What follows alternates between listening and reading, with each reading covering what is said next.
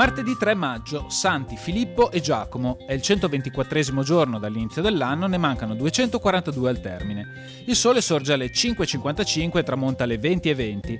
La luna si leva alle 4:12 e tramonta alle 16:10. Nella chiesa dei Santi Giovanni e Paolo a Venezia viene solennemente deposta in un'urna marmorea la pelle dell'eroico difensore di Famagosta, Marcantonio Bragadin, scorticato vivo dai turchi il 17 agosto del 1571.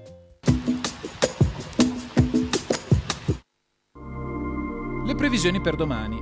Moderata variabilità, con degli annuvolamenti e prevalenza di schiarite anche ampie. Precipitazioni generalmente assenti, salvo una probabilità nulla o molto bassa di isolati piovaschi pomeridiani.